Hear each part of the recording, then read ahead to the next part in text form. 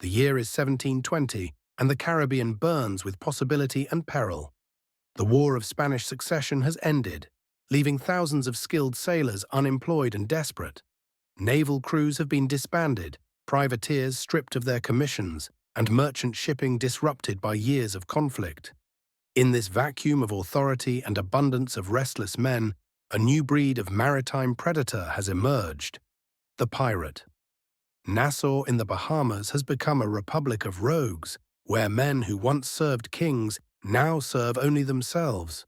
Port Royal still whispers of Henry Morgan's exploits, though the great buccaneer died decades past. Across the Spanish Main, from the Carolinas to the coast of South America, black flags flutter in tropical winds, and the very mention of certain names sends merchants reaching for their purses and governors for their swords. This is the golden age of piracy, though those living through it know nothing of golden ages or historical epochs. They know only that the old rules no longer apply, that fortunes can be made or lost with the turning of a tide, and that a man with sufficient courage and cunning can carve out an empire from salt water and audacity. But even in this brotherhood of outlaws, some names burn brighter than others. Some men understand that piracy is not merely robbery at sea. It is theatre, performance, a deadly form of art where reputation matters as much as cannon and cutlass. These men become legends, not just for what they take, but for how they take it, how they carry themselves, how they transform the brutal business of piracy into something approaching spectacle. You are about to become one of these men. Your name will be whispered in taverns from Boston to Barbados. Children will play at being you in the streets of London. Ballads will be sung of your exploits, novels written of your adventures, and centuries after your death, your image will define what the world thinks a pirate should be. Your name is John Rackham, though history will remember you by another title entirely. You will become Calico Jack, the dandy of the high seas, the pirate who proved that style and substance need not be strangers. You will love dangerously and live flamboyantly.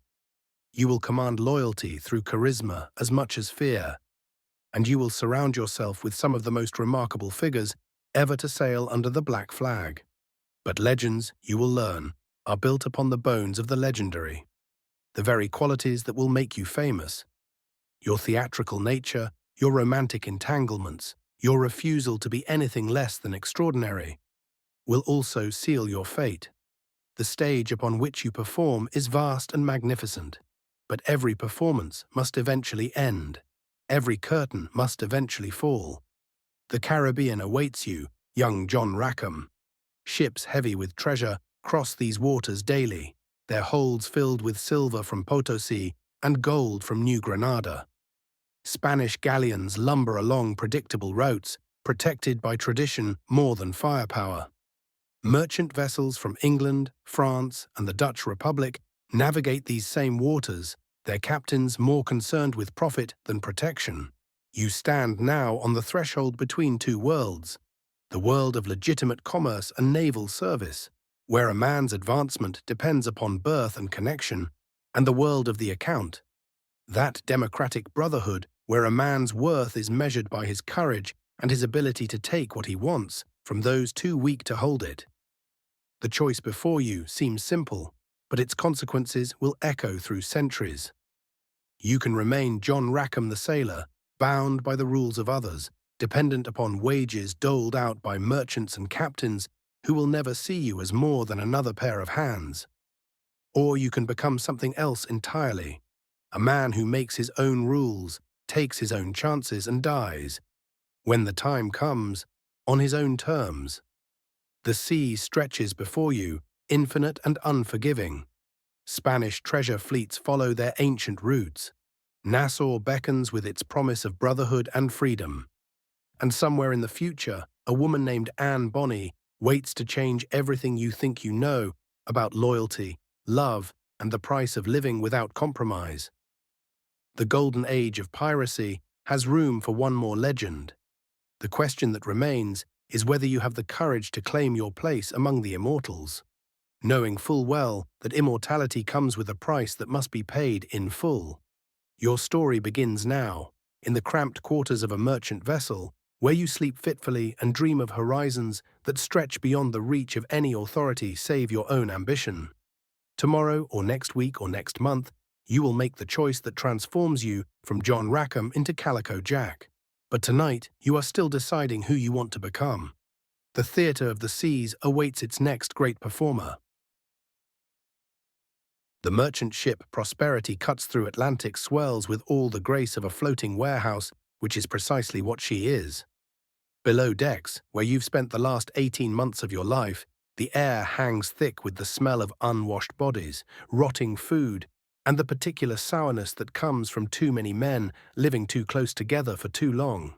This is legitimate commerce, respectable employment, the sort of work that keeps the British Empire's wheels turning and its merchants wealthy. You hate every moment of it. The work itself isn't the problem. You've developed a sailor's skills and a sailor's strength, can read weather in the color of clouds and the behavior of birds. You can splice rope, reef sails, and handle a cutlass well enough to earn respect from men who've been at sea since before you were born. The problem is the endless, grinding hierarchy that governs every moment of shipboard life. Officers who earned their positions through family connections rather than competence. Captains who treat their crew like expendable cargo. A system designed to keep men like you, born without title or fortune, permanently in their place. But the world beyond the Prosperity's rail tells a different story. In ports from Charleston to Port Royal, you've heard the tales. Men who started with nothing more than you possess now, who seized ships and fortunes through audacity alone. Francis Drake began as a slave trader's apprentice and died one of the richest men in England. Henry Morgan started as a common soldier and ended as Lieutenant Governor of Jamaica, with plantations and a knighthood to his name. The difference is that Drake and Morgan had their era's blessing. They sailed with letters of marque, legal permission to commit what would otherwise be piracy. But those days are ending. The war that made privateers of many has concluded, leaving thousands of skilled fighting sailors with no legitimate outlet for their talents. Some have returned to merchant service, like you. Others have chosen a different path entirely. On a sweltering July morning in 1718, off the coast of Cuba, you discover what that different path looks like. The lookout's cry splits the morning air. Sail ho! 2 points off the starboard bow. Captain Morrison climbs to the quarterdeck with his spyglass, studying the distant vessel. You watch his face change as he focuses the lens, see the color drain from his weathered cheeks. "All hands on deck," he bellows. "Prepare to come about." But it's too late. The approaching ship has been running with the wind, using the sun's glare to mask her approach until the last possible moment. Now she shows her true nature.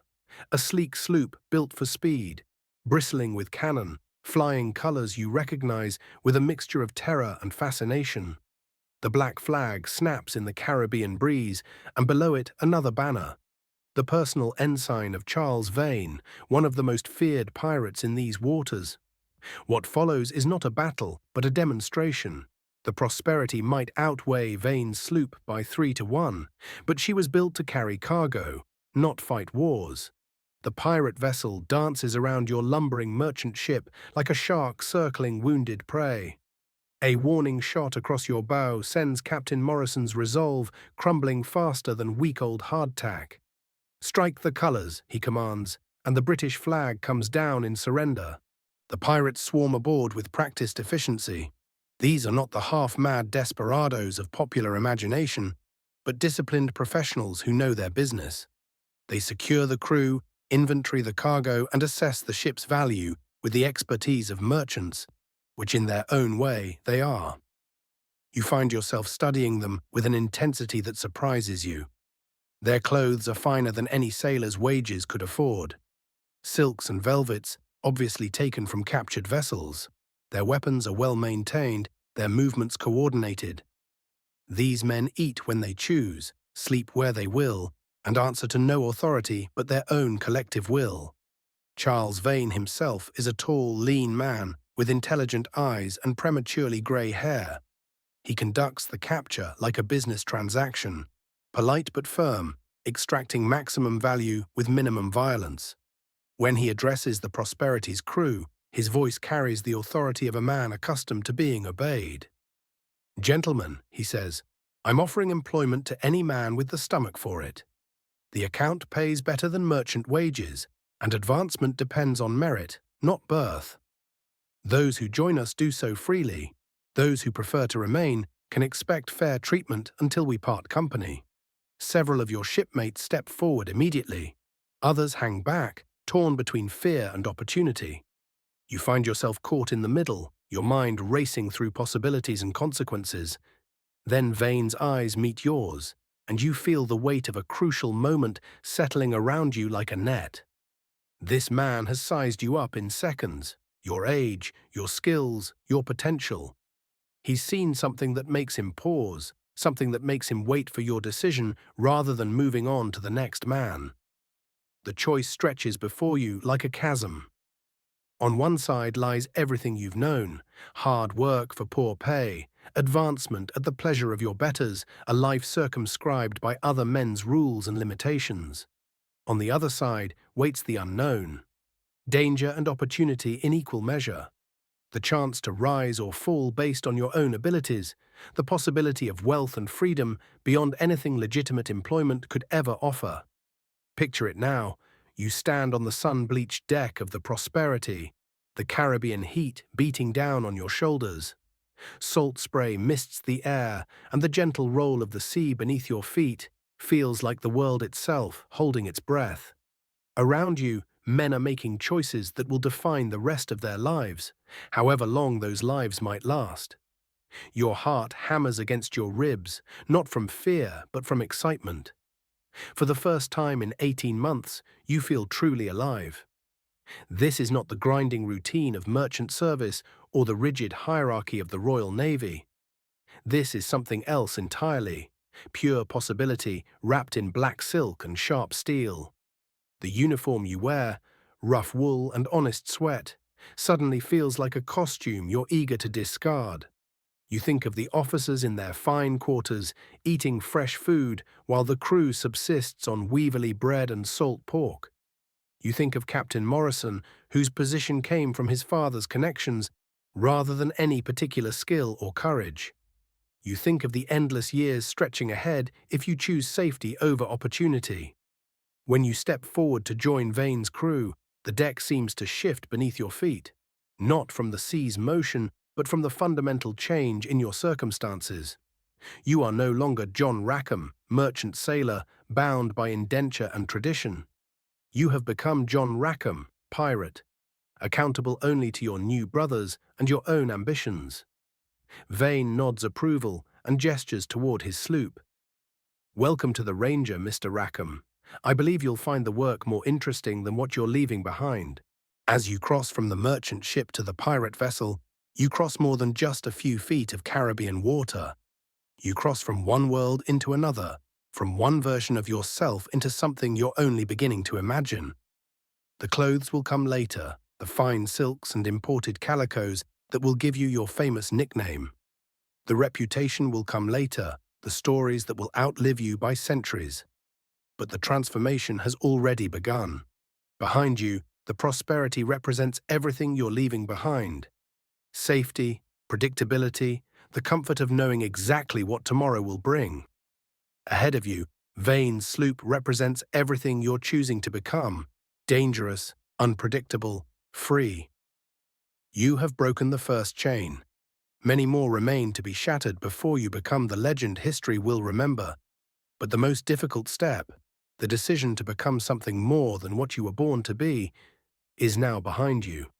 The Ranger catches the wind and pulls away from the captured merchant ship, carrying you toward a future you can't yet imagine but are finally brave enough to claim.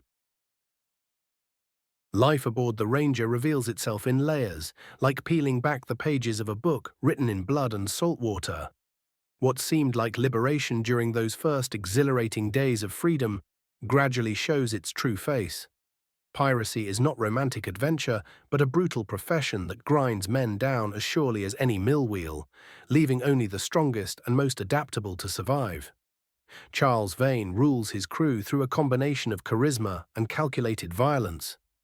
He is intelligent enough to know that fear alone creates rebellion, but pragmatic enough to understand that respect without teeth becomes contempt. You watch him navigate the complex politics of command, learning lessons in leadership that no naval academy teaches because no legitimate authority dares acknowledge their existence. The crew of the Ranger represents every corner of the Atlantic world. Former Royal Navy sailors who grew tired of flogging and short rations. Ex-privateers left unemployed by peace treaties. Escaped indentured servants, runaway slaves, and dispossessed farmers. What they share is not background, but desperation transformed into opportunity. These men have chosen piracy not because they love violence, though some do, but because it offers the only path to advancement available to men of their class and circumstances. You prove yourself quickly in the small engagements that follow your recruitment. A Spanish coastal trader taken without firing a shot. A Dutch merchant vessel that yields after a brief chase. These early captures teach you the economics of piracy. Maximum profit requires minimum damage. A ship taken intact is worth far more than one shot to pieces. Cargo preserved sells better than cargo destroyed. Crews who surrender willingly can be recruited. Crews who resist must be eliminated as examples to others. But it's during your 4th month aboard the Ranger that you learn piracy's most essential lesson. Reputation matters more than firepower. The target is a well-armed English merchant ship, the Bristol Hope, returning from Jamaica with a cargo of sugar, rum and silver. She's defended by 20 guns and a crew of 60 experienced sailors, nearly twice the Ranger's complement.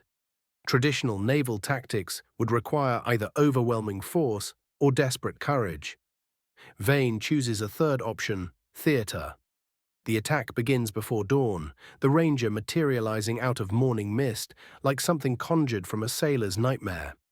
Vane has dressed his crew in their finest captured clothing, silks and laces that transform rough sailors into something approaching gentlemen of fortune.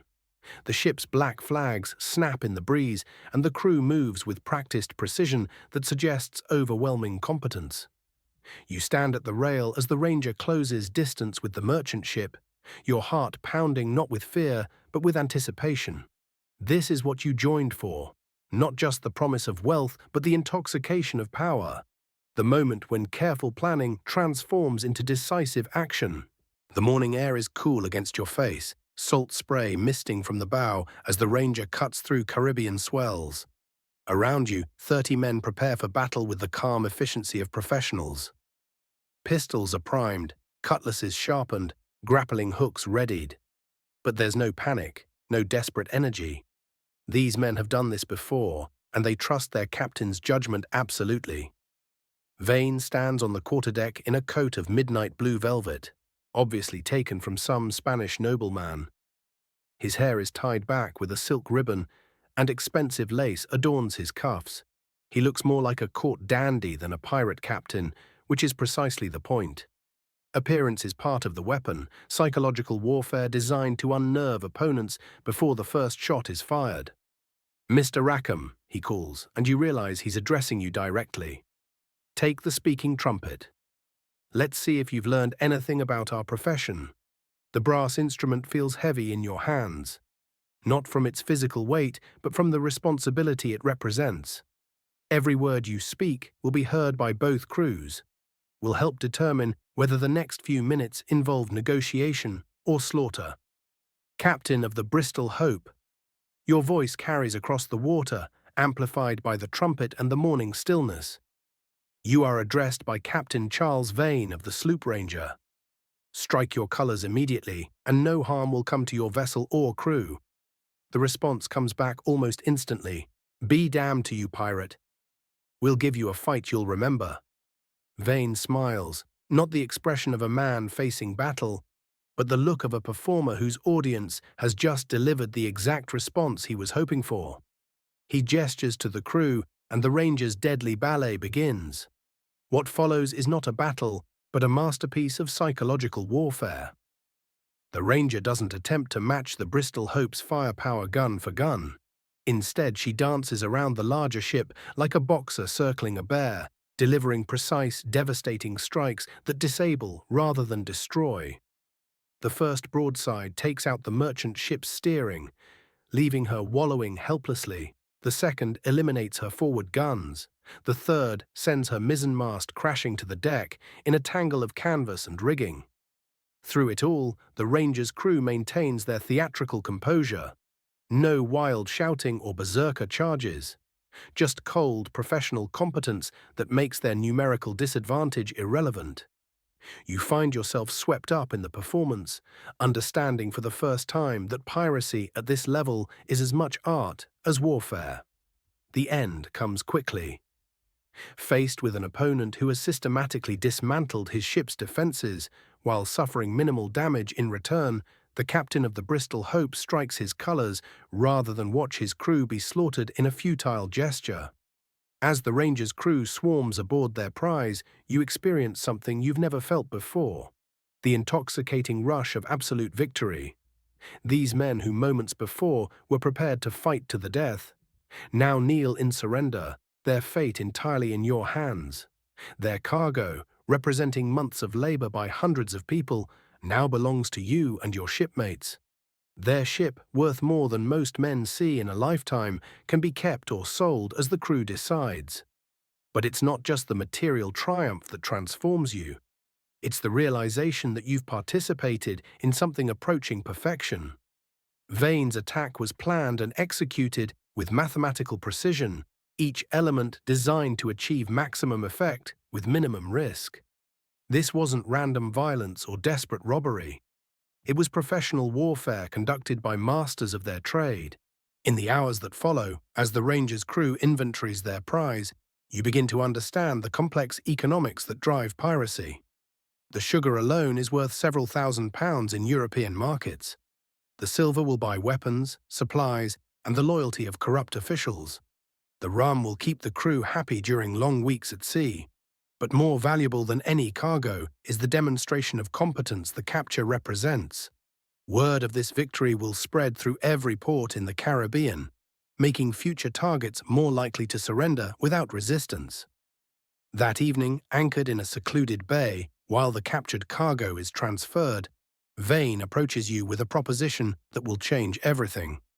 "You handled yourself well today, Mr. Rackham," he says, settling beside you at the rail. "Better than well, actually. You understand what we're doing here?" You nod, still processing the day's events. It's not just robbery, is it? It's psychology. Make them afraid to fight, and you don't have to fight. Exactly. Vane's approval is evident.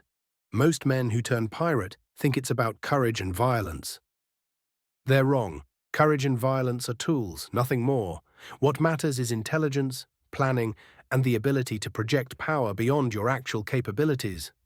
He pauses, studying your face in the gathering twilight. "I'm promoting you to quartermaster. The crew voted on it this afternoon, unanimously I might add. It means you'll help me plan our operations, manage the crew's concerns, and learn what it takes to command men who've chosen freedom over safety."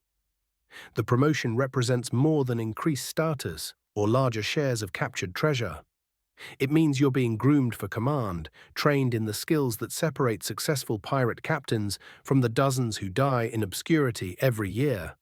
Under Vane's tutelage, you learn to read men's characters as accurately as weather signs, to balance competing interests within the crew, to think several moves ahead in the deadly chess game of Caribbean piracy. But you also learn piracy's darker lessons. Not every capture ends with willing surrender. Some merchant captains choose to fight rather than yield, and their resistance must be overcome with methods that leave no room for squeamishness. You participate in boarding actions where quarter is neither asked nor given. You watch men die for the contents of their ship's holds. You discover that the freedom you've chosen comes with a price paid in other men's blood. The months pass in a blur of successful captures and narrow escapes. The Ranger becomes feared throughout the Caribbean, her black flags recognized from the Bahamas to the Spanish Main. Your own reputation grows alongside the ship's, your name mentioned in the same breath as Vane's, by prisoners and informants. You're no longer John Rackham the merchant sailor. You've become John Rackham the pirate, quartermaster to one of the most successful captains in these waters. But success brings its own problems. Vane grows increasingly erratic, his judgment clouded by a combination of rum and the isolation that command imposes. He begins taking unnecessary risks, ignoring the crew's growing concerns about his leadership. The democratic principles that govern pirate crews create a tension between personal loyalty and collective survival. You find yourself caught in the middle, torn between gratitude to the man who gave you your start and responsibility to the crew who elected you their representative. The skills Vane taught you about reading men and managing competing interests now apply to the most delicate situation imaginable: what to do when a successful captain begins endangering the men who follow him. The crisis comes on a windless afternoon in October 1718, when a lookout spots sails on the horizon. Through your spyglass, you identify a Royal Navy frigate, HMS Pearl, 36 guns, commanded by Captain Jonathan Burnett. She's hunting pirates, and she's found some. What happens next will determine not just your immediate survival, but the entire trajectory of your career. Vane's response to this threat will either confirm his fitness for command or create an opportunity for someone else, someone like you, to seize leadership of the crew. The apprenticeship of violence has taught you everything you need to know about piracy. Now it's time to discover whether you have the courage to become a master of the trade.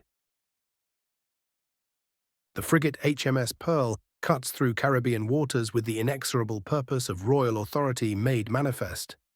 36 guns bristle from her sides, and her crew of 200 represents the largest concentration of disciplined firepower you've encountered since joining Vane's crew.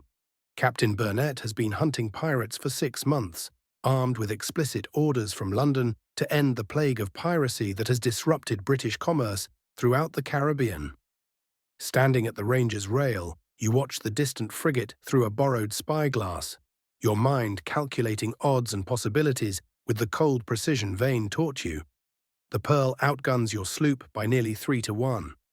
She carries twice as many men, and every one of them is trained in naval warfare rather than the opportunistic tactics that serve pirates so well against merchant vessels. This is not a target of opportunity. It's a predator that has found its prey. Vane stands beside you on the quarterdeck, but the confident commander who orchestrated the capture of the Bristol Hope seems diminished somehow, uncertain in a way that sends ripples of unease through the crew. His hands shake slightly as he raises his own spyglass, and when he speaks, his voice lacks its usual authority. "She's running before the wind," he observes, stating the obvious with the tone of a man buying time to think. "Trying to close distance before we can escape." "Aye, Captain," you reply carefully, aware that every word will be heard and judged by the crew members within earshot. "The wind's in her favour, but we've got the weather gauge if we turn now. The Ranger's faster than any frigate ever built." It's true, the sloop's shallow draft and specialized rigging make her ideal for the hit-and-run tactics that define Caribbean piracy. Against merchant vessels, these advantages are decisive. Against a purpose-built warship commanded by a competent captain, they represent your only chance of survival. But Vane hesitates, and in that hesitation, you see the beginning of his end. "She's flying Burnett's pennant," one of the crew observes. "Word is he's taken 3 pirate crews this year alone. Hanged them all in Port Royal." The name sends a murmur through the assembled pirates. Burnett's reputation for ruthless efficiency has preceded him throughout these waters.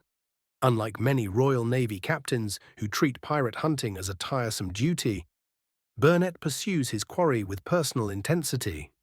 Pirates taken by other captains might expect imprisonment or exile. Those captured by Burnett face the gallows with mathematical certainty. "We could run," Vane says finally, but the uncertainty in his voice transforms a reasonable tactical assessment into something approaching cowardice. "Take her into shallow water where she can't follow." The suggestion makes perfect tactical sense. The Ranger draws less than 8 feet of water when fully loaded, while the frigate requires at least 15 feet to avoid grounding. There are dozens of hidden anchorages among the Caribbean islands, where a shallow draft vessel can disappear until pursuit gives up and moves on. Running is not just reasonable, it's intelligent. But Vane's tone makes the suggestion sound like retreat, and pirates who have chosen their profession specifically to avoid taking orders from men like Captain Burnett don't respond well to anything that smells of backing down. You can feel the crew's mood shifting, see doubt creeping into faces that have always shown absolute confidence in their captain's judgment. "Or we could fight," says Isaac Cole, the Ranger's boatswain and one of Vane's oldest followers. His voice carries no challenge, but the very mention of an alternative reveals the crew's growing unease. 36 guns is a lot, but we've got surprise and speed on our side. Vane's response reveals everything wrong with his current state of mind. Fight a frigate? With 30 men against 200? That's not courage, Cole. It's suicide. Technically correct, but tactically disastrous. By framing the choice as cowardice versus suicide, Vane eliminates any middle ground where intelligent leadership might find a third option. Worse, he's essentially admitted that he lacks confidence in his crew's abilities. A fatal mistake for any pirate captain whose authority depends entirely on his men's voluntary support.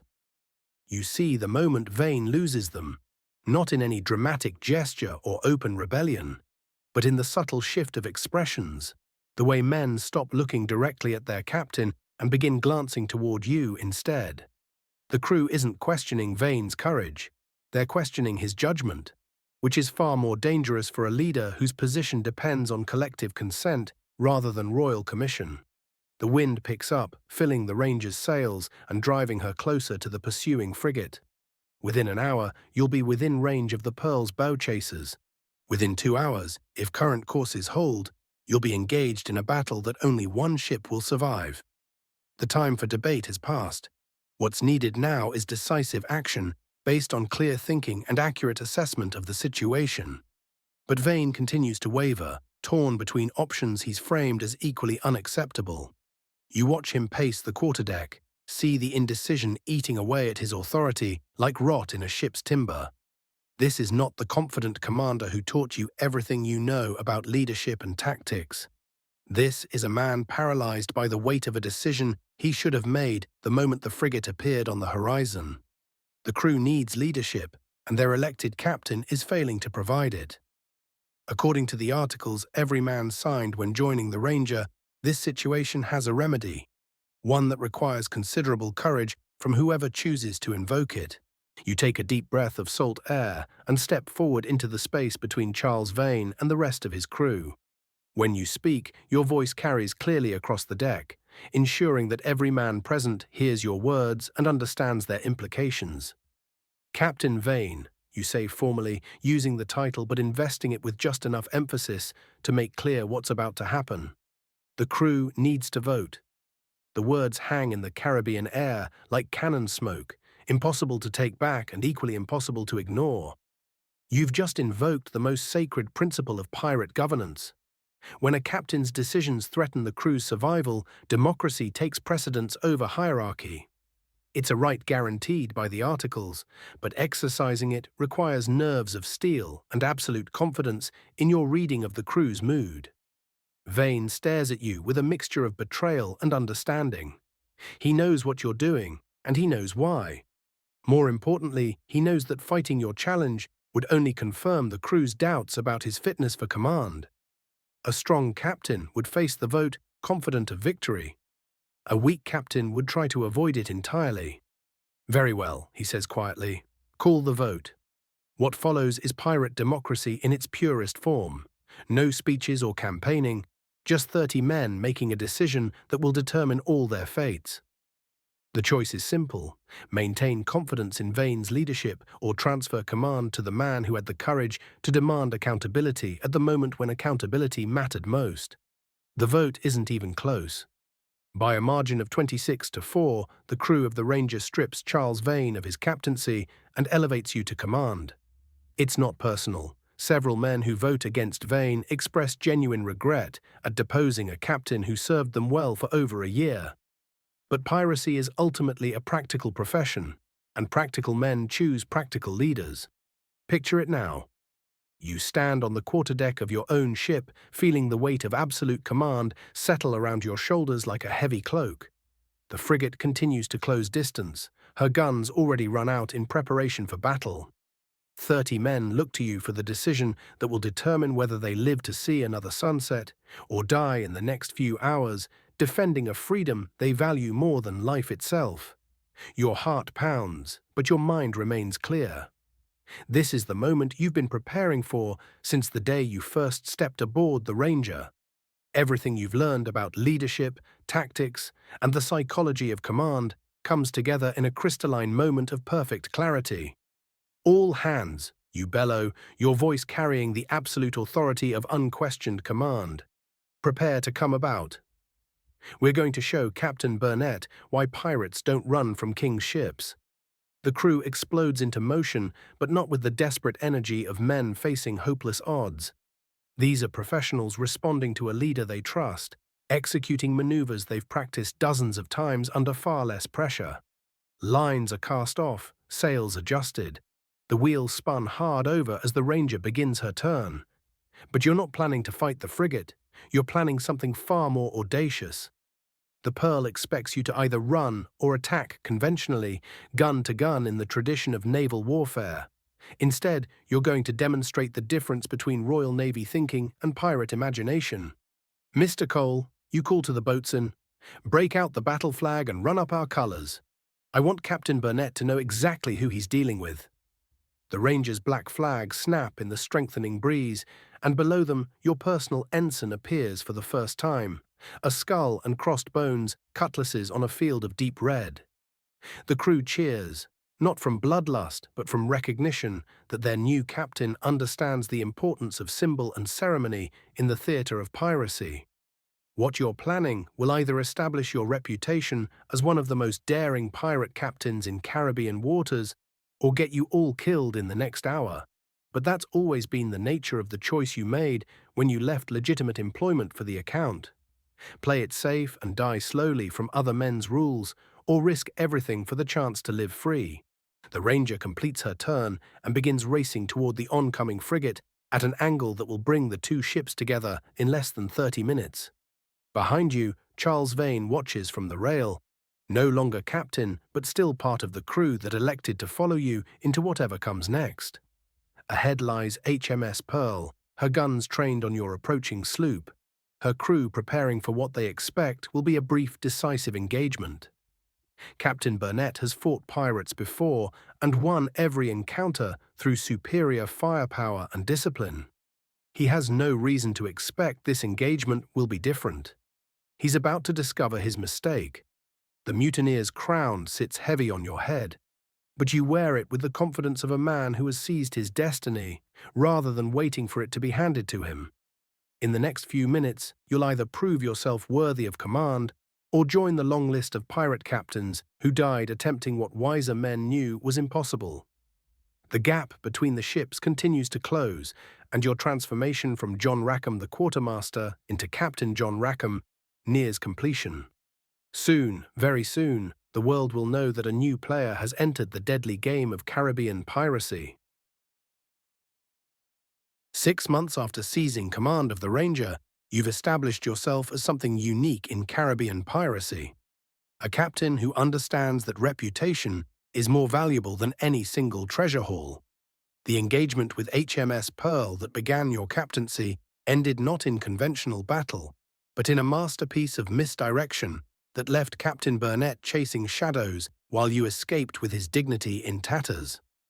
Word of that audacious maneuver spread through every port in the Spanish Main, transforming you from an unknown quartermaster into a captain whose name merchants fear and pirates respect.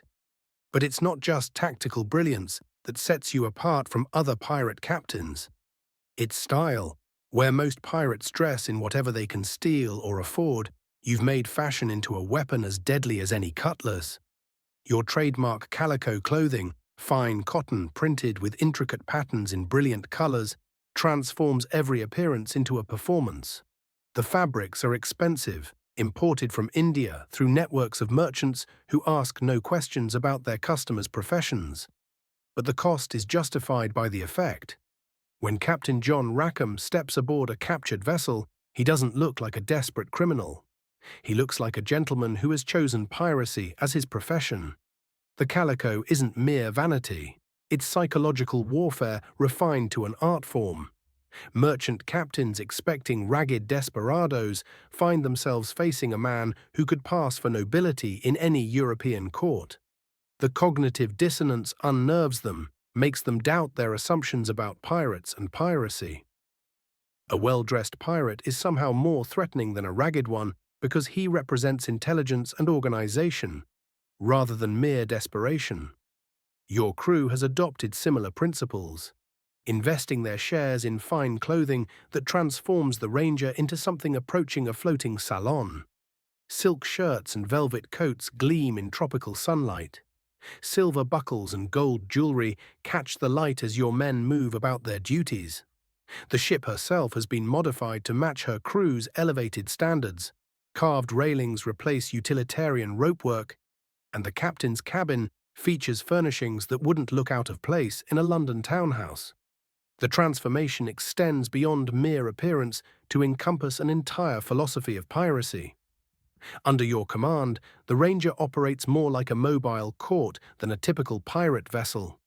You hold formal dinners for captured merchant captains, treating them as honored guests rather than prisoners. Their crews receive better treatment than they'd expect aboard many legitimate vessels, with adequate food and humane conditions during the time required to transfer cargo and assess recruitment opportunities. This approach yields dividends that go beyond immediate material gain.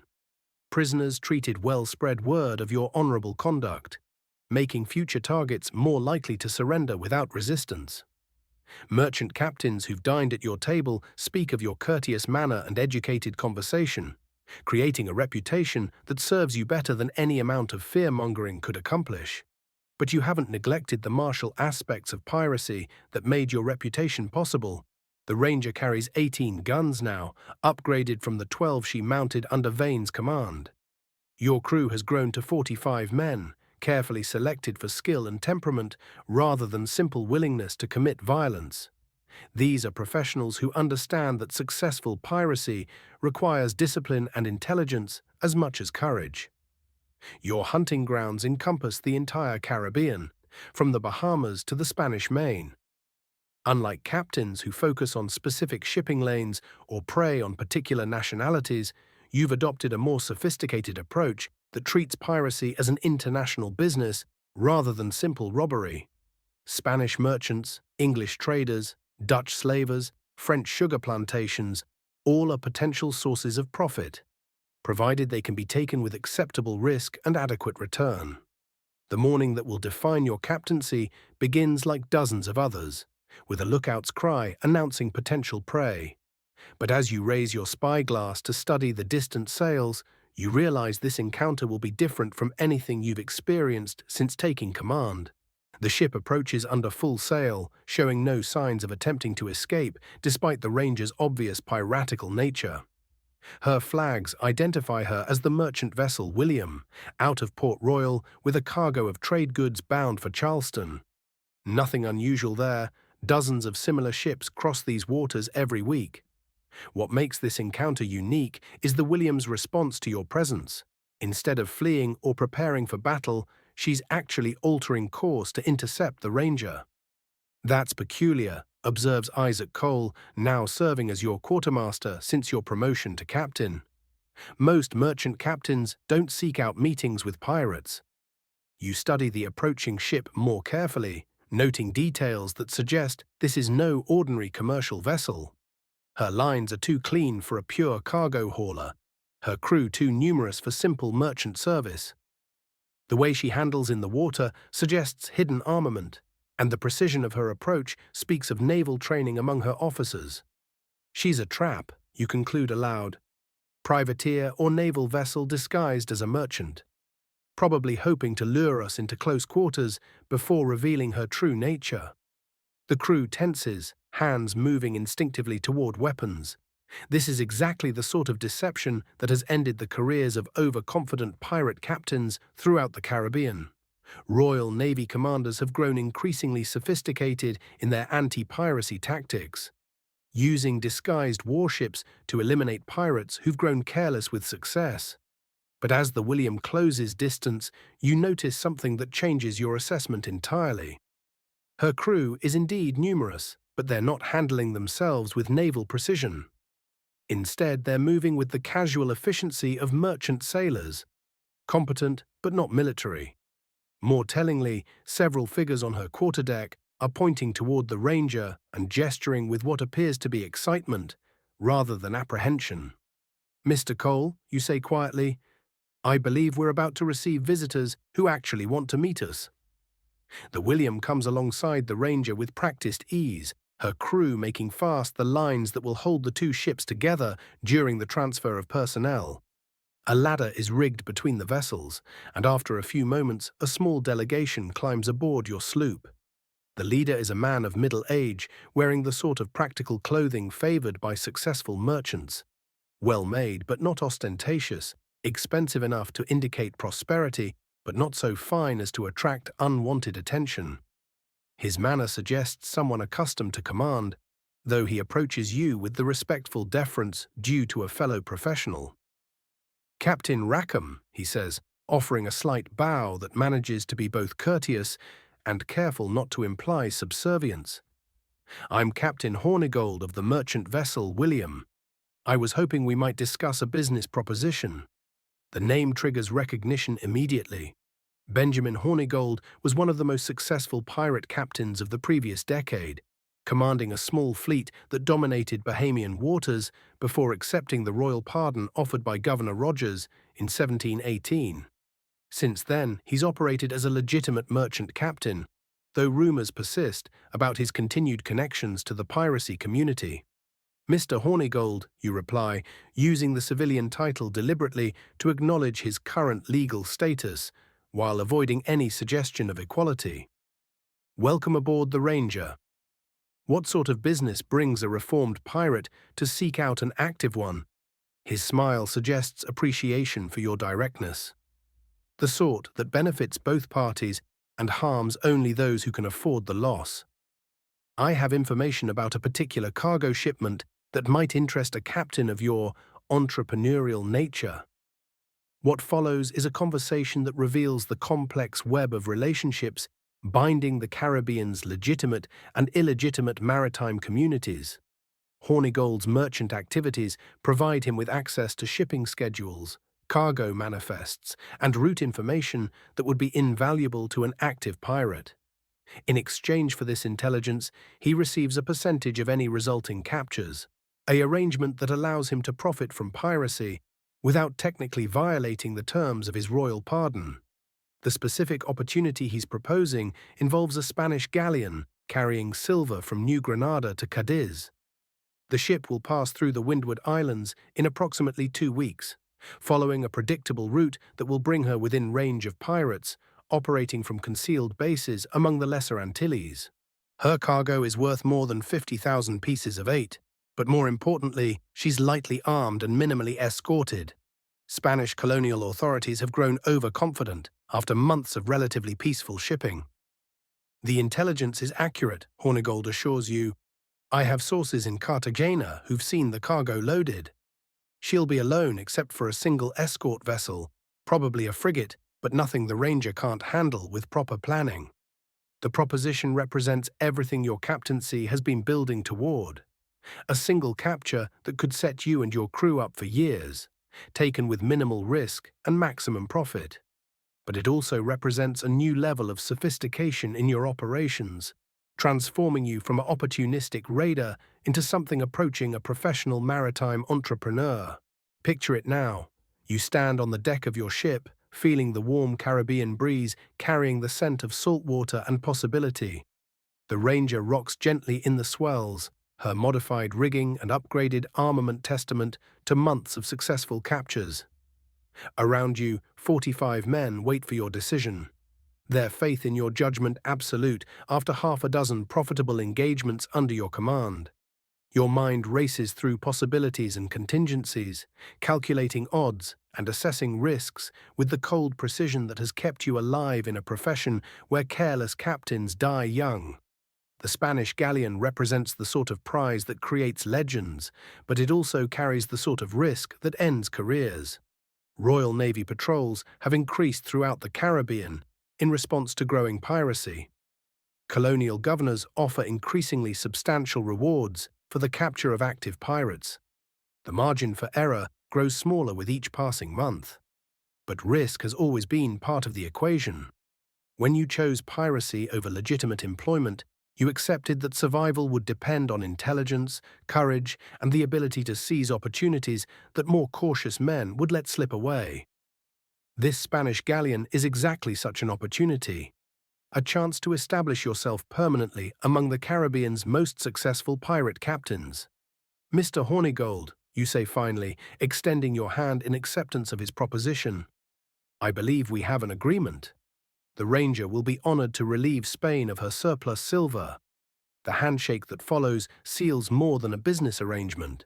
It marks your evolution from opportunistic raider to strategic predator, from a captain who takes whatever targets present themselves to one who actively hunts specific prey based on intelligence and planning. Over the following days, as you prepare for the most ambitious capture of your career, you feel yourself changing in subtle but fundamental ways. The clothes you wear, the fine calicos that give you your emerging nickname, no longer feel like costumes borrowed from captured merchants. They've become your natural uniform, as much a part of your identity as the cutlass at your side or the pistol in your belt. Your crew senses the change as well. Where once they followed John Rackham, the competent quartermaster who'd seized command through democratic process, they now serve Captain John Rackham, a leader whose reputation extends far beyond a single ship's company. Men who've sailed with Blackbeard and Henry Morgan speak of you with the same respect they reserve for the legendary captains of piracy's golden age. The transformation manifests in countless small ways. The deference shown by experienced pirates when you enter a tavern. The way merchant captains' voices change when they hear your name. The increasing frequency with which other pirate crews seek you out for joint operations or strategic advice. You've become more than just another successful captain. You've become a force in Caribbean piracy, a man whose decisions influence the entire region's maritime balance. But with reputation comes responsibility, and with responsibility comes isolation. The easy camaraderie you enjoyed as Vane's quartermaster has been replaced by the formal distance that separates commanders from their subordinates. Your cabin, once a simple sleeping space, has become a private sanctuary where you plan operations and contemplate decisions that will determine dozens of men's fates. In quiet moments between captures, you sometimes wonder about the path that brought you here. The merchant sailor who joined Vane's crew seems like a different person now, someone whose dreams and ambitions you remember but can no longer fully comprehend. That man wanted freedom and opportunity. You've achieved both, but at the cost of becoming someone you never expected to be. The Spanish galleon awaits, heavy with silver and ripe for capture. Success will establish you permanently among piracy's elite, while failure could end everything you've worked to build. But such calculations have become second nature now, as natural as reading wind and weather. You are Calico Jack Rackham, terror of the Caribbean, gentleman pirate, and master of your own destiny. The transformation that began when you stepped aboard Vane's sloop is approaching completion, though you don't yet realize that the most dramatic changes in your story still lie ahead. Nassau in the spring of 1720 pulses with the chaotic energy of a city balanced between legitimacy and lawlessness. Governor Woodes Rogers has officially ended the pirate republic that once made these waters a haven for men like you, but the transformation exists more on paper than in practice. Behind facades of legitimate commerce, the old networks persist. Former pirates now call themselves merchants while continuing their traditional activities under more respectable names. Ships that once flew black flags now carry letters of marque that provide legal cover for actions indistinguishable from piracy. You've brought the Ranger into Nassau's harbor for careening and resupply after 3 months at sea. The Spanish galleon operation exceeded even your optimistic projections, yielding enough silver to keep your crew wealthy for a year while establishing your reputation as one of the Caribbean's most successful captains. Word of the capture spread through every port from Boston to Barbados, transforming Calico Jack from a regional threat into a name spoken with respect and fear throughout the Atlantic world. But success has brought unexpected complications. Your growing reputation attracts attention from colonial governors who view piracy as a political as well as economic threat. Royal Navy patrols have increased in response to your activities, and several of your usual suppliers now refuse to provision known pirate vessels. The easy days of casual piracy are ending, replaced by a more dangerous game where survival depends on careful planning and political sophistication. These concerns occupy your thoughts as you make your way through Nassau's crowded streets, heading toward the tavern where you've arranged to meet potential suppliers for the Ranger's next voyage. The town reflects the same tensions that complicate your professional life. Elegant townhouses built with pirate gold stand beside ramshackle taverns that still cater to men who've chosen the account over legitimate employment. Respectable merchants conduct business alongside smugglers and fences, their transactions differing only in the paperwork that accompanies them. The King's Arms Tavern represents Nassau's schizophrenic nature perfectly. During daylight hours, it serves as a meeting place for the island's legitimate commercial community. Ship owners, import merchants, and colonial officials conducting the business that keeps British civilization functioning in the tropics. After dark, it transforms into something else entirely. A gathering place for men whose activities exist in the grey areas between legal commerce and outright piracy. You enter the tavern in mid-afternoon, when the clientele consists primarily of merchants and minor officials, taking advantage of the establishment's excellent rum and relatively civilized atmosphere. Your appearance causes the subtle stir that has become familiar over the past year. Conversations pause momentarily as men recognize the figure described in countless wanted posters and newspaper accounts. Some faces show fear, others curiosity, but all register the presence of someone whose reputation precedes him. Your clothing reinforces the effect deliberately. Today's ensemble features a coat printed with intricate silver patterns that catch the light with every movement. The fabric is worth more than most men earn in a month, and its condition demonstrates the care with which you maintain your public image. Matching breeches, silk stockings, and silver-buckled shoes complete an outfit that could easily belong to a wealthy planter or successful merchant rather than a pirate captain. The intended supplier, a Portuguese trader named Silva, who specializes in high-quality gunpowder and small arms, waits at a corner table, his nervousness evident in the way he glances repeatedly toward the door. These meetings require delicate negotiation, balancing your need for supplies against his requirement for plausible deniability should colonial authorities investigate his customer base. But before you can reach Silva's table, your attention is captured by a conversation taking place near the tavern's front window. Two women sit together, their voices carrying clearly in the afternoon quiet, discussing a subject that makes every man in their vicinity uncomfortable. "Told me I should be grateful for his protection," one is saying, her voice carrying the educated accent of the colonial elite, as if marriage to that pompous fool represents protection rather than imprisonment. Her companion murmurs something sympathetic, but the first woman continues with increasing intensity. "James treats me like property to be managed rather than a person with her own thoughts and desires. His idea of conversation consists of lectures about my duties as a wife and the importance of maintaining his precious reputation." You find yourself studying the speaker with growing fascination. She's perhaps 25, with auburn hair and green eyes that flash with intelligence and anger. Her clothing marks her as a member of Nassau's upper class, expensive fabrics and tasteful jewelry that indicate significant wealth. But there's something in her manner that suggests this conventional appearance conceals a far more complex personality. "Anne," her companion says quietly, "you should be careful what you say in public. People talk, and if James hears, let them talk. Anne replies defiantly, "I'm tired of pretending to be something I'm not for the sake of his political ambitions. If he wants a decorative wife who smiles and says nothing, he should have married someone else." The name triggers recognition immediately. Anne Bonny, wife of James Bonny, a minor colonial official whose political aspirations are common knowledge throughout Nassau.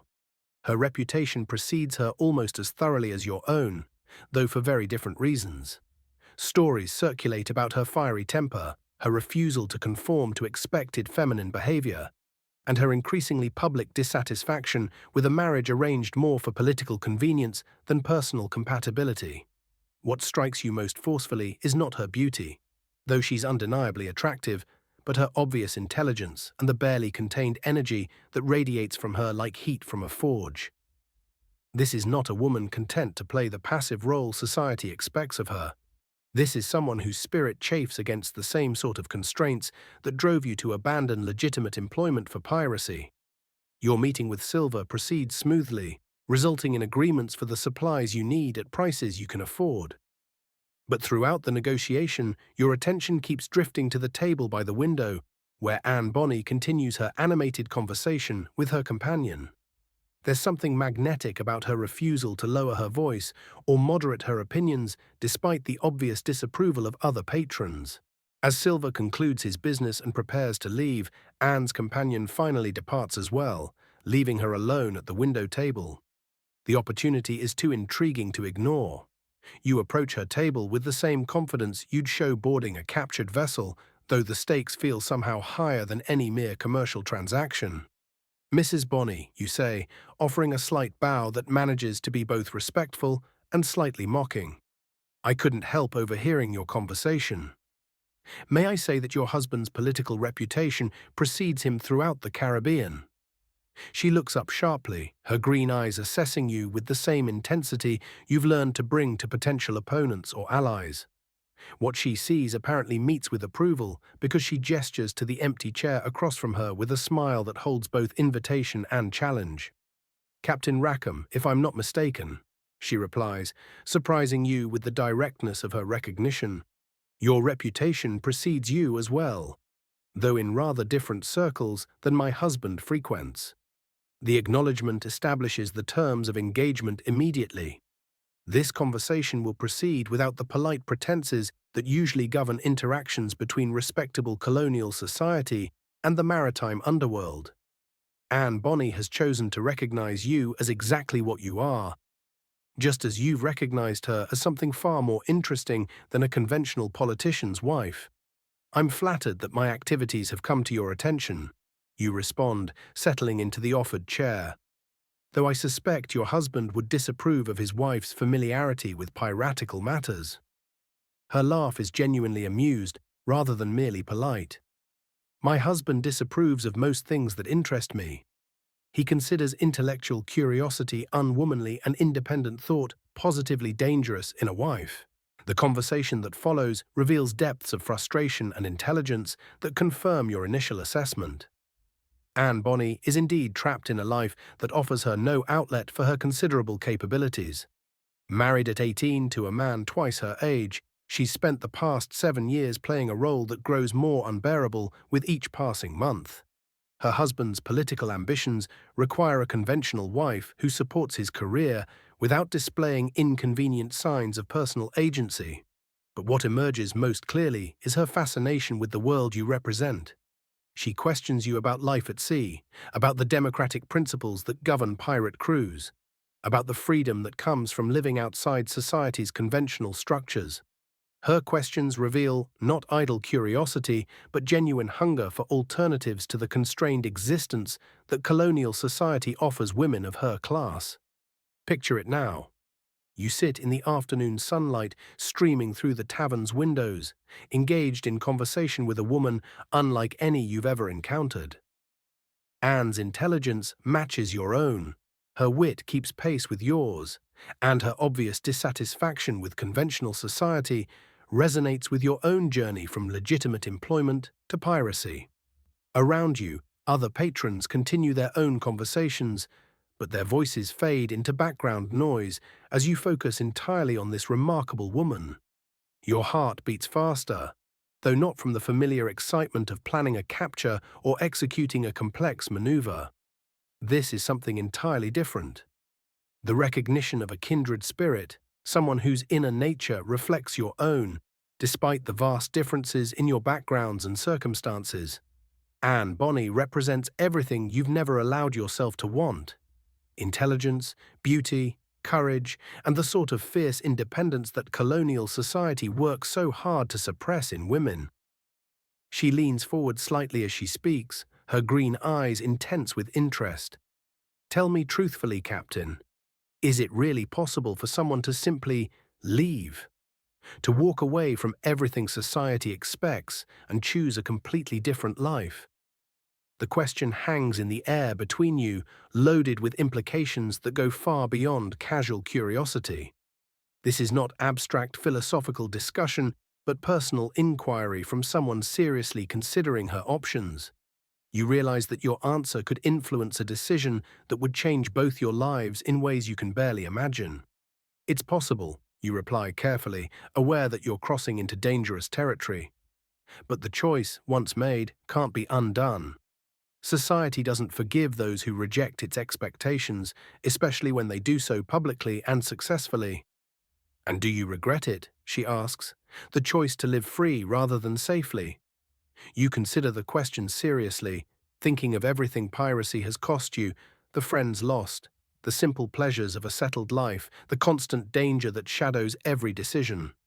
But you also think of everything it has given you: the intoxication of command, the satisfaction of succeeding on your own terms, the knowledge that you've never compromised your essential nature for anyone else's convenience. "Never," you answer with complete honesty. "Whatever the cost, I've never regretted choosing freedom over security." Anne nods slowly, as if your answer confirms something she already suspected. When she speaks again, her voice carries a note of decision that makes your pulse quicken. "Then perhaps," she says quietly, "it's time I considered what sort of choice I want to make." The conversation continues for another hour, ranging over topics that would scandalize any observer who understood their true implications. By the time Anne finally excuses herself to return home before her husband notices her extended absence, you both understand that something fundamental has changed. This meeting was not casual social interaction, but the beginning of something that will transform both your lives. As you watch her leave the tavern, moving through Nassau's crowded streets with the poise of someone who belongs to respectable society, you realize that your carefully ordered existence as a successful pirate captain is about to become infinitely more complicated. Anne Bonny represents the sort of risk that no amount of planning can fully account for. Not because she's dangerous, but because she matters in a way that makes all other risks seem insignificant by comparison. The Spanish treasure you captured established your reputation as one of the Caribbean's most successful pirates. But Anne Bonny threatens to capture something far more valuable: the heart you've protected so carefully throughout your rise from common sailor to legendary captain. The revolution she represents won't be fought with cannon and cutlass, but it may prove more dangerous than any naval engagement you've ever survived. 3 months have passed since Anne Bonny joined your crew, and the Ranger has become something unprecedented in Caribbean piracy. A ship where a woman fights alongside men as an equal, earning her place through courage and competence, rather than sufferance or novelty. Anne's transformation from colonial society wife to accomplished pirate has exceeded even your optimistic expectations. But it's also created complications you're only beginning to understand. The initial shock of her presence aboard your ship gave way quickly to grudging respect, as your crew discovered that Anne possessed not just the desire for freedom, but the skills necessary to claim it. She learned seamanship with remarkable speed, mastering everything from sail handling to navigation, with the intensity of someone making up for years of enforced idleness. More impressively, she proved herself in combat during the Ranger's second engagement after her arrival, a Spanish merchant vessel whose captain foolishly chose to resist rather than surrender. That battle revealed Anne's true nature in ways that mere conversation never could. When Spanish Marines attempted to board the Ranger, She fought with a ferocity that surprised even seasoned pirates accustomed to violence. Her cutlass work was inexpert but effective, and her complete lack of fear in close combat earned immediate respect from men who'd initially viewed her as an interesting experiment rather than a genuine crew member. But it's the newest addition to your crew that has transformed the Ranger's dynamic from unusual to extraordinary. The recruit joined you 6 weeks ago during a brief stop in Jamaica, presenting himself as Mark Reed, a young sailor seeking adventure and prize money. His slight build and beardless face marked him as very young, but his seamanship skills were undeniable, and the crew voted to accept him without serious debate. It was Anne who first suspected that Mark Red harbored secrets more significant than mere youth. Something in the new recruit's manner around her suggested recognition of shared experience, though she kept her suspicions to herself for several weeks. The revelation came during a storm off the Dominican coast, when emergency conditions required every crew member to work without regard for privacy or modesty. Mark Red was actually Mary Red, a woman who'd been living as a man for years, supporting herself through military service and merchant sailing before circumstances led her to seek employment aboard a pirate vessel. Her story emerged gradually. Born illegitimate, raised by a mother who disguised her daughter's gender to claim inheritance meant for a deceased male heir, she'd spent her entire adult life maintaining the fiction of masculine identity out of necessity rather than choice. The discovery created a situation without precedent in pirate history. 2 women aboard a single vessel, both proven in combat, both integral to the crew's success. Your men adapted with surprising ease. Pirates, having rejected conventional society's other rules, proved more flexible than most regarding gender roles. What mattered was competence and courage, qualities both Anne and Mary possessed in abundance. But the revelation also created a new dynamic that you're still learning to navigate. Where Anne's presence aboard the Ranger initially focused entirely on your relationship, Mary's arrival has created a triangle of loyalties and affections that complicates everything you thought you understood about command and companionship. The 3 of you have formed something approaching a separate unit within the larger crew. During engagements, you fight as a coordinated team, each anticipating the other's movements with an intimacy born of shared danger and absolute trust. Anne's fierce courage complements Mary's calculating precision, while your leadership binds their individual strengths into something greater than the sum of its parts. This morning finds the Ranger anchored in a secluded cove on the north coast of Jamaica, preparing for what promises to be your most ambitious operation since Anne joined the crew. Intelligence gathered in Port Royal suggests a convoy of 3 merchant ships will pass through the Windward Passage within the week, carrying sugar, coffee, and manufactured goods worth more than £20,000. The convoy travels under minimal escort, a single Royal Navy sloop whose captain is reportedly more interested in avoiding action than seeking it. You stand on the beach with Anne and Mary, studying charts spread across a makeshift table constructed from driftwood and canvas. The morning sun beats down on your shoulders, and the sound of waves against coral provides a peaceful counterpoint to the violent business you're planning. Your crew works around you, careening the Ranger's hull and checking her rigging in preparation for the operation ahead. The convoy will pass through here, you explain, pointing to a narrow channel between 2 small islands. If we position ourselves properly, we can take all 3 ships before the escort realizes what's happening. Mary studies the chart with the professional attention she brings to all tactical discussions. Her experience in European military service has given her a different perspective on maritime warfare than most pirates possess, and her suggestions often improve your initial plans. The escort will be here, she observes, indicating a position several miles from the merchant ships. Standard Royal Navy procedure keeps fighting ships separated from their charges to provide maneuvering room. If we can eliminate the merchants quickly enough, we'll be gone before the sloop can intervene. Anne nods agreement, but her expression suggests she's considering factors beyond immediate tactical concerns. What about prisoners? 3 ships mean perhaps 60 men total.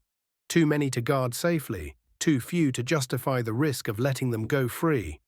The question touches on one of piracy's persistent dilemmas: what to do with captured crews who can't be recruited and shouldn't be released. Your reputation depends partly on treating prisoners humanely, but practical concerns sometimes require harder choices. The balance between maintaining your image as a gentleman pirate and protecting your crew's safety grows more delicate with each successful operation.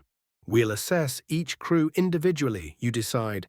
Offer recruitment to anyone with useful skills. The rest can be marooned on one of the smaller islands with sufficient supplies to survive until rescue arrives. It's a compromise solution that satisfies no one completely, but addresses everyone's concerns adequately. Mary's military background makes her comfortable with the harsh realities of warfare, while Anne's newer perspective on piracy sometimes conflicts with decisions that veteran pirates accept without question. Your role as captain requires balancing these competing viewpoints while maintaining the crew's confidence in your judgment. The discussion continues for another hour, refining details and contingencies until all three of you are satisfied with the plan. But as you prepare to return to the Ranger, Anne places a hand on your arm, her expression serious. "John," she says quietly, using your given name in a way that immediately establishes this as personal rather than professional conversation. "I need to speak with you privately." Mary takes the hint gracefully, gathering the charts and heading back toward the ship. You watch her go, noting the easy competence with which she moves through the crew, accepted completely as Mark Red despite the secret the three of you now share. Her ability to maintain her masculine identity while serving aboard a pirate vessel speaks to inner strength that matches her physical courage. When Mary is out of earshot, Anne turns to face you directly, her green eyes serious in a way that makes your pulse quicken. Over the past 3 months, you've learned to read her moods with the same precision you apply to weather signs. And something in her current expression suggests this conversation will be significant. "We need to discuss Mary," she begins, her voice carrying undertones you can't immediately decipher. "Specifically, we need to discuss what her presence means for us." The statement hangs in the salt air between you, loaded with implications that go far beyond the tactical considerations you've been discussing. You realize that Anne is addressing something you've been aware of, but haven't wanted to acknowledge directly. The subtle shift in dynamics that Mary's arrival has created within your small circle. Picture it now. You stand on a secluded Caribbean beach, white sand warm beneath your feet, palm trees rustling in the trade winds that have carried you from one adventure to another throughout your piratical career. The Ranger floats at anchor nearby, her black hull and modified rigging testament to months of successful predation. Your crew works with the easy efficiency of professionals preparing for another profitable enterprise. But your attention focuses entirely on the woman before you, whose presence has transformed your understanding of what life aboard a pirate vessel can offer. Anne's auburn hair catches the morning sunlight, and her eyes reflect depths of intelligence and determination that continue to fascinate you months after your first meeting in Nassau's King's Arms Tavern. Your heart beats faster as you contemplate the conversation ahead. The relationship between you and Anne has developed beyond anything you expected when you first began courting her away from her tedious marriage. What started as mutual attraction has evolved into something approaching partnership. Not just romantic, but professional, with Anne proving herself as valuable to your success as any officer you've ever served with. But Mary's arrival has introduced complexities you're still learning to understand. Her courage and competence have earned your professional respect, while her unique circumstances have created bonds of sympathy and protection that go beyond normal crew relationships. More troubling, you've begun to notice the way Anne looks at Mary when she thinks you're not watching. Glances that suggest feelings she hasn't expressed openly. "Mary has become important to both of us," Anne continues, her voice carefully controlled. "Perhaps more important than either of us expected when we first learned her secret." You nod slowly, understanding that this conversation requires the same careful navigation as any delicate negotiation. She's proven herself valuable to the crew and trustworthy with information that could destroy her life if revealed. That creates obligations. Yes, Anne agrees. But I'm not talking only about professional obligations or crew loyalty. I'm talking about personal feelings that complicate our relationship in ways we need to address honestly. The admission confirms what you've suspected but haven't wanted to acknowledge directly. The triangle of affection and loyalty binding the three of you together has evolved beyond simple friendship or crew solidarity into something more complex and potentially dangerous. In a world where survival depends on clear thinking and decisive action, emotional complications can prove fatal. But as you study Anne's face, seeing the courage it takes for her to raise these issues openly, you realize that avoiding the conversation won't make the underlying realities disappear. The three of you have formed something unique in your experience, a bond forged through shared danger and mutual respect that transcends conventional categories of relationship. "What are you proposing?" you ask quietly. Anne's smile holds both relief and anticipation. "I'm proposing that we acknowledge what we all know but haven't discussed. Mary matters to both of us, just as we matter to each other and to her. Instead of pretending otherwise, perhaps we should consider what that means for how we want to live." The suggestion represents a radical departure from conventional thinking about relationships and loyalty. But then, everything about your current life represents radical departure from convention. You chose piracy partly to escape society's limitations on individual freedom and advancement. Perhaps it's time to extend that philosophy to matters of the heart as well. Looking out at the Ranger floating in crystal-clear Caribbean water, you consider the proposition Anne has placed before you. The convoy operation ahead will test your crew's abilities and your own tactical judgment. But the personal decision you're contemplating may prove more significant than any mere commercial enterprise. Your transformation from merchant sailor to pirate captain has taught you that the greatest rewards often require the greatest risks. The question now is whether you have the courage to apply that lesson to matters that go far beyond professional success or failure. The warrior's heart beats in all three of you, Anne, Mary, and yourself. Perhaps it's time to discover what strength that shared courage might create when combined in ways that conventional society would never comprehend or approve. The merchant convoy awaits, heavy with valuable cargo and ripe for capture. But first, you must navigate the most complex negotiation of your piratical career. One that involves not treasure or territory, but the human heart in all its dangerous complexity. October 1720.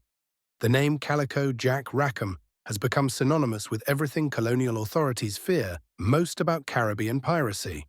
Intelligence, style, and the sort of success that makes the account seem attractive to sailors throughout the Atlantic world. Your crew has swollen to nearly 60 men. The Ranger has been replaced by a larger, more heavily armed sloop you've christened the William. And your hunting grounds now encompass waters from the Carolinas to the Spanish Main. But success has painted a target on your back that grows brighter with each passing month.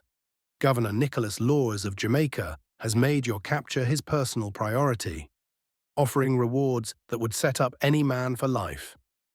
Royal Navy patrols have increased throughout your traditional hunting grounds, and several colonial governors have commissioned private vessels specifically to hunt pirates operating in their waters.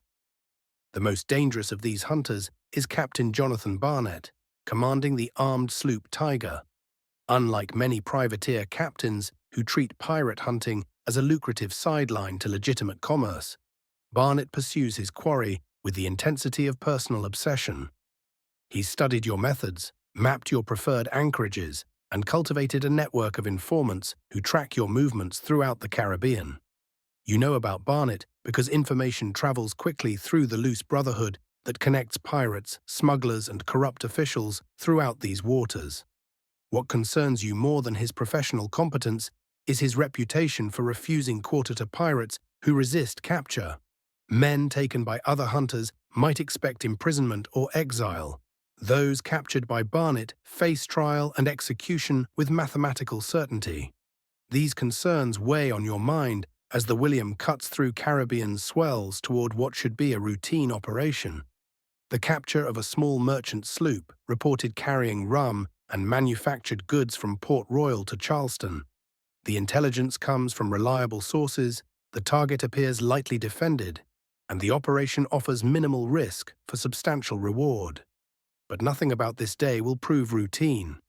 The first sign of trouble comes from your lookout just after dawn. Sails on the horizon, approaching from an unexpected direction. Through your spyglass, you identify not the anticipated merchant vessel, but a Royal Navy sloop running before the wind with obvious hostile intent. Her lines and armament mark her as a purpose-built warship rather than a converted merchant, and the precision of her approach suggests a commander who knows exactly what he's hunting. "That's the Tiger," announces your quartermaster Isaac Cole, studying the approaching vessel through his own glass. "Barnett's found us." The identification sends a ripple of unease through your crew. These men have faced naval vessels before, but always with the advantage of surprise or superior positioning. Today finds the William caught in open water, with nowhere to run, and no tactical advantage beyond the experience and courage of her crew. Your mind races through possibilities, calculating odds and assessing options with the cold precision that has kept you alive through 3 years of increasingly dangerous operations. The Tiger outguns your sloop by nearly 2 to 1, carries twice as many men, and enjoys the weather gauge that will allow her to dictate the terms of engagement. In conventional terms, this battle is already lost. But piracy has never been about conventional warfare. Your success has always depended on doing what opponents don't expect, finding advantages in situations that appear hopeless, and transforming weakness into strength through audacity and careful planning. "All hands on deck," you bellow, your voice carrying the absolute authority that 3 years of command have burned into every syllable. "Prepare for battle." The crew responds with the practiced efficiency you've cultivated through months of successful operations, but you can see the concern in their faces as they ready the William's guns and weapons. These men have followed you through dozens of engagements, trusting your judgment implicitly. Now that trust faces its ultimate test. Anne and Mary take their positions without hesitation, checking their weapons and preparing for what they know will be the fight of their lives. Over the past months, the three of you have developed a partnership that transcends conventional categories of relationship: professional, romantic, and something deeper that has no name in any language you know. Whatever the outcome of the next few hours, you'll face it together. The Tiger closes distance with predatory patience, her captain clearly confident in his superior firepower and positioning. Jonathan Barnett has hunted pirates for 3 years, and he's learned that patience and overwhelming force succeed where dramatic gestures fail. He expects you to attempt some desperate maneuver that will allow him to destroy the William without significant risk to his own vessel. He's about to discover his mistake. Instead of fleeing or attacking conventionally, you order the William to heave to, as if preparing to surrender. The action confuses Barnett sufficiently to make him approach more cautiously, uncertain whether he's facing genuine capitulation or some elaborate trap. That moment of hesitation provides exactly the opening you need. "Now!" you shout, and the William springs back to life, her crew working with synchronized precision to transform apparent surrender into devastating attack.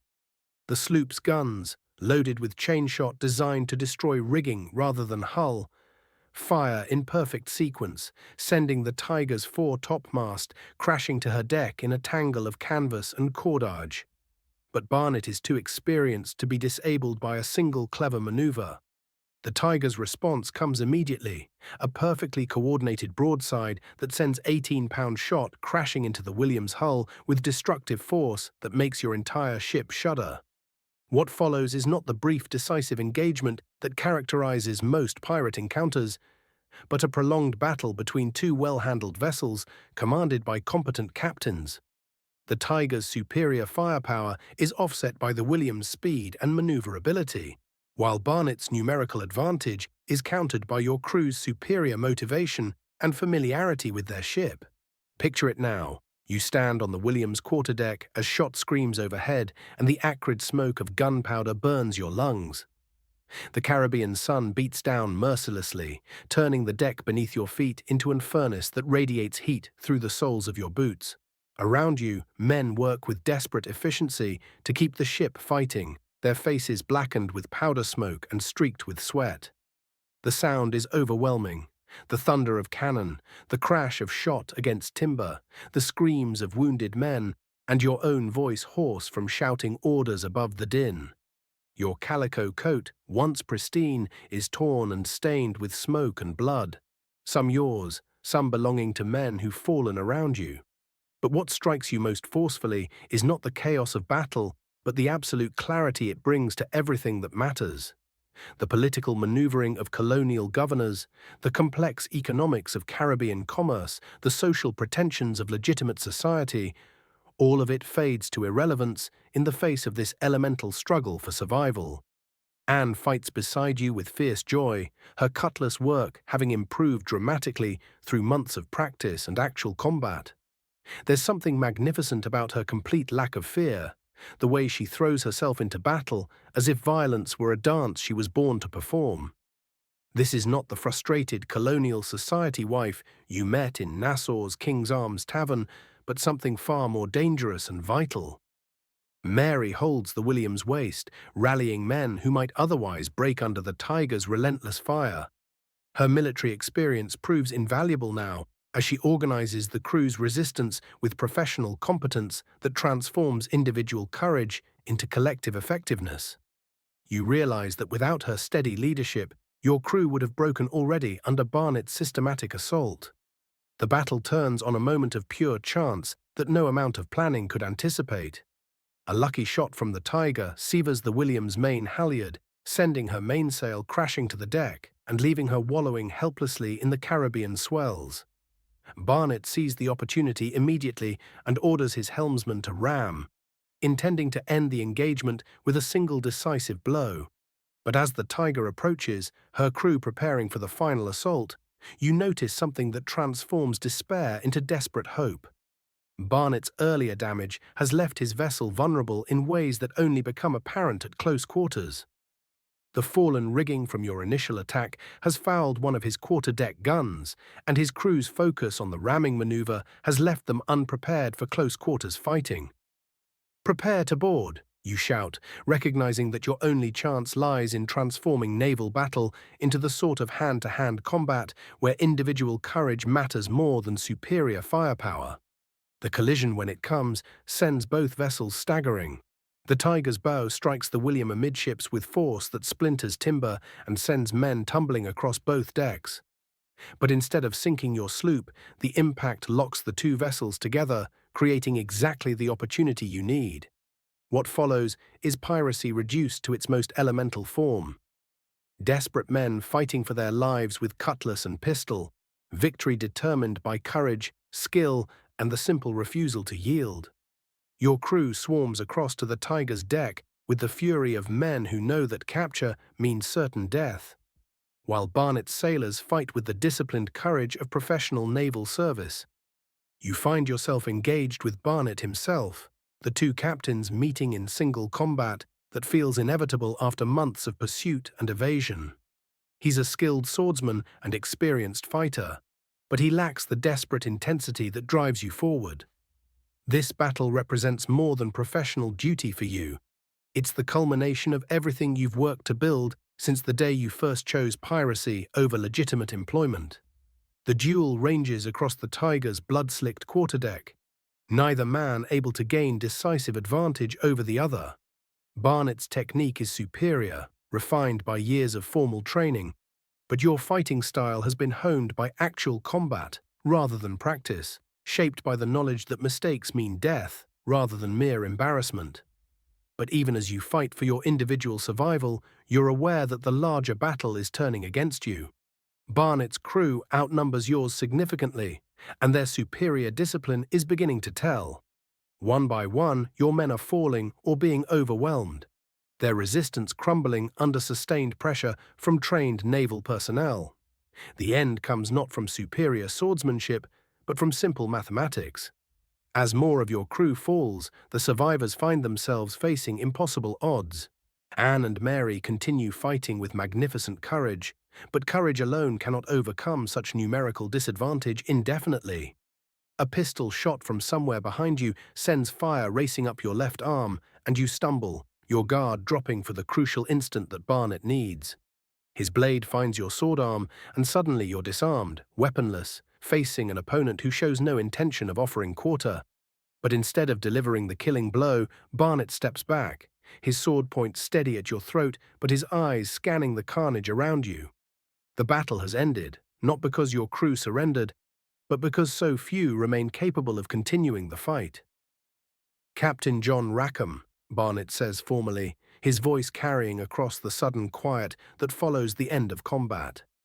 "I arrest you and your crew in the name of His Majesty King George on charges of piracy, robbery, and murder upon the high seas." You look around the Tiger's deck, assessing the cost of your final battle. Too many of your men lie still, their blood staining the sun-bleached planks. The survivors stand under guard, their weapons surrendered, their fate sealed by capture at the hands of a man known throughout the Caribbean for refusing mercy to pirates. Anne and Mary are among the prisoners, both wounded but alive, their eyes meeting yours across the space that separates captives from their captors. In their faces you see not defeat, but defiance, the same refusal to accept limitations that drew you to them in the first place. Whatever comes next, they'll face it with the same courage they've shown throughout your partnership. As Barnett's crew secures the prisoners and begins the long journey to Port Royal, you realize that your transformation from merchant sailor to legendary pirate captain has reached its inevitable conclusion.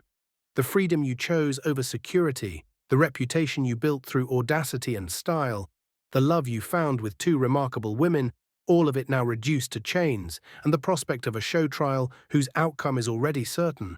But even in defeat, you feel no regret for the choices that brought you here. The legend of Calico. Jack Rackham will outlive the man, inspiring songs and stories that will endure long after everyone involved in these events has been forgotten. You chose to live free rather than safely, and that choice has given you 3 years of genuine existence rather than a lifetime of quiet desperation. The sun sets behind the Tiger as she carries you toward Jamaica and the gallows that await.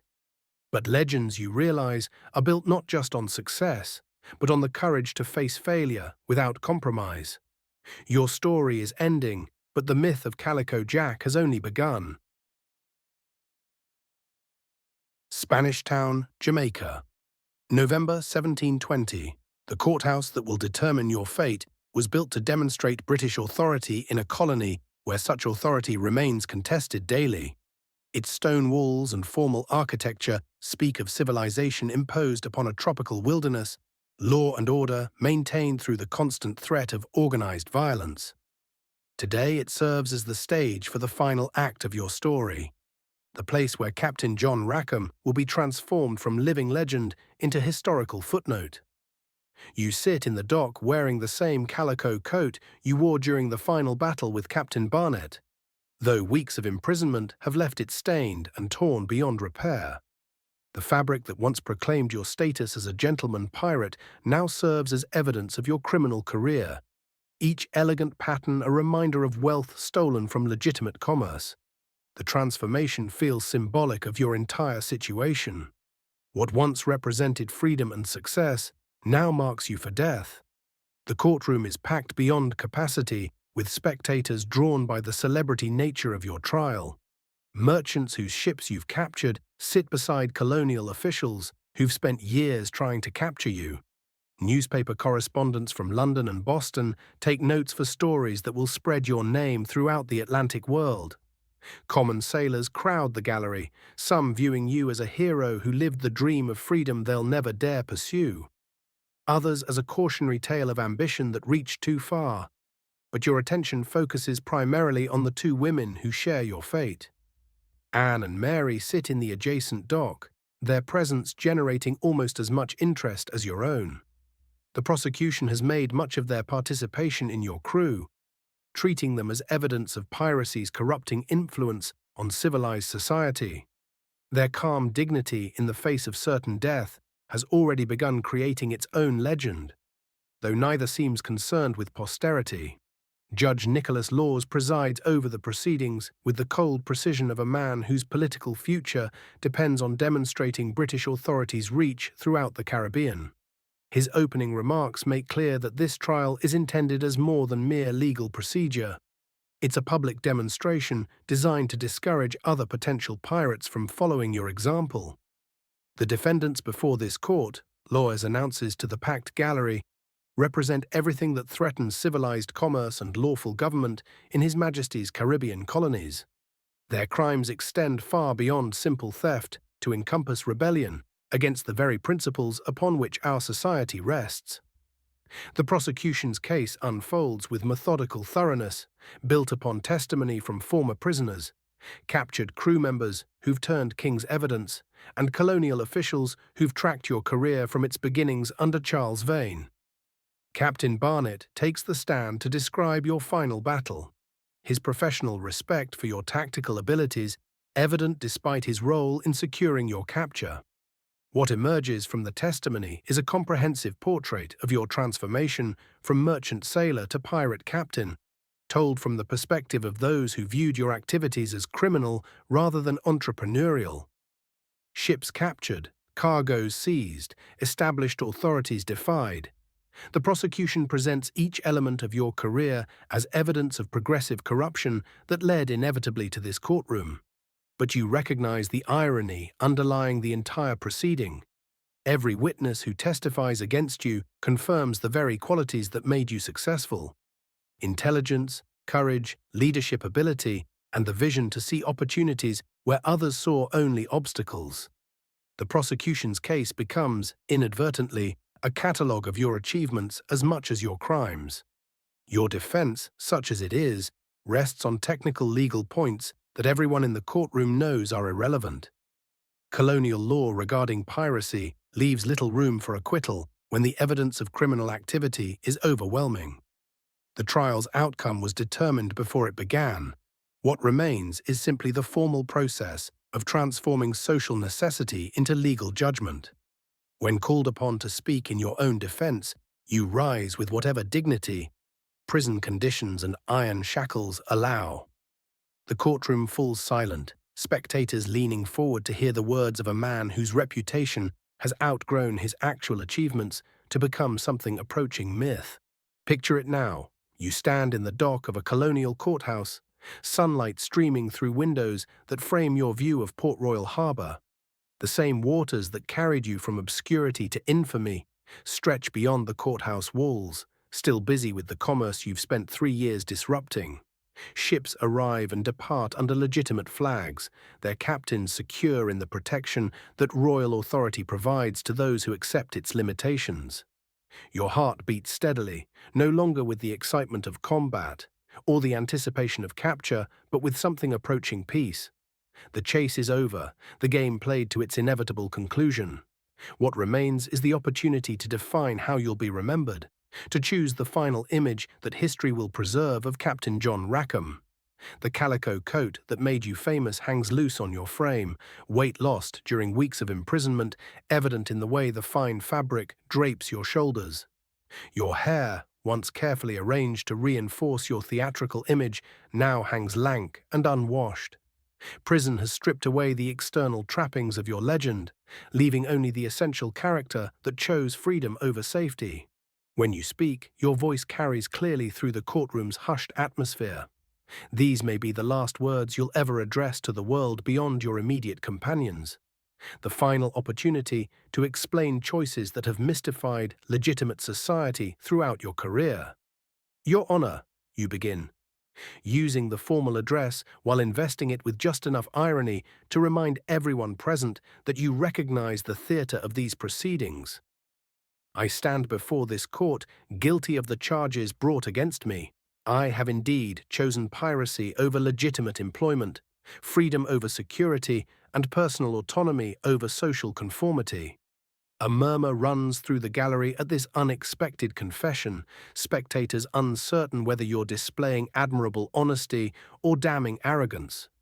You continue without acknowledging the reaction, your attention focused entirely on the judge, whose sentence will complete your story. But I would ask the court to consider what alternative was available to a man of my background and circumstances. Legitimate society offered me nothing but a lifetime of servitude to men no better than myself, whose only advantages lay in accidents of birth rather than superior merit. The account offered opportunity for advancement based on actual ability rather than family connections. It's not a legal defense, but a philosophical justification, an attempt to place your individual choices within the broader context of social and economic structures that legitimate society prefers not to examine too closely. The prosecution objects, but Judge Laws allows you to continue, perhaps recognizing that history will judge these proceedings as much by what was said as by what was decided. I chose to live 3 years as a free man rather than 30 years as a slave to other men's ambitions. I chose to risk death rather than accept the slow suffocation that passes for respectability among those who mistake security for virtue. If that makes me a criminal in the eyes of this court, then I accept the title proudly. The words hang in the Caribbean air like cannon smoke, impossible to take back and equally impossible to ignore. You've just articulated the philosophy that has driven Caribbean piracy throughout its golden age. The belief that individual merit should determine advancement rather than social position, that freedom is worth any risk, and that conventional society's promises of security and stability are ultimately hollow. Judge Laws responds with the sentence everyone in the courtroom expected from the moment your trial began. Death by hanging, to be carried out within the week, your body afterward displayed in chains as a warning to others who might consider following your example. The formal language of legal judgment transforms your life into an abstract case study in crime and punishment, reducing everything you've achieved to a cautionary tale about the consequences of defying established authority. But as the judge pronounces sentence, you realize that your real legacy lies not in the court's official record, but in the stories already spreading through taverns and coffeehouses throughout the Atlantic world. The name Calico Jack Rackham has acquired a life independent of the man who created it, inspiring ballads and novels that will preserve your memory long after everyone involved in these events has been forgotten. Anne and Mary receive identical sentences, though their executions will be delayed pending determination of whether either is pregnant, a legal technicality that offers them additional weeks or months of life, but no hope of ultimate reprieve. Their courage throughout the trial has already begun creating its own legend, establishing them as symbols of female defiance that will inspire women for generations to come. The days following your sentencing pass with unexpected tranquility. Prison conditions are harsh, but you find peace in the certainty that your story has reached its natural conclusion. The transformation that began when you first stepped aboard Charles Vane's sloop has been completed not by success, but by the courage to face failure without compromise. Anne visits you on the evening before your execution, permitted a final meeting by jailers who recognize the historical significance of your relationship. She enters the cell with the same dignity she's maintained throughout your imprisonment, her green eyes reflecting depths of emotion she's never expressed openly. "Do you regret it?" she asks quietly, settling beside you on the rough bench that serves as furniture in your cell. The choice to live dangerously rather than safely. You consider the question seriously, thinking of everything piracy has cost you and everything it has given you in return. The friends lost, the simple pleasures sacrificed, the constant danger that shadowed every decision. But also the intoxication of command, the satisfaction of succeeding on your own terms, and the love you found with 2 remarkable women who chose the same risks you accepted. Never, you answer with complete honesty. Whatever the cost, I've never regretted choosing freedom over security. She nods, unsurprised by your response. When she speaks again, her voice carries a note of decision that reminds you of the woman who first approached you in Nassau's King's Arms Tavern. Then we'll face tomorrow knowing we lived according to our own principles, rather than society's expectations. That's more than most people can claim. The execution takes place at sunrise on a scaffold erected specifically for the occasion. Thousands of spectators gather to witness the end of Captain John Rackham, drawn by the same fascination with celebrity that packed your trial. You mount the scaffold wearing a clean shirt provided by the prison chaplain, having declined offers to wear the calico coat that made you famous. That costume belongs to the legend. The man facing death needs no theatrical props.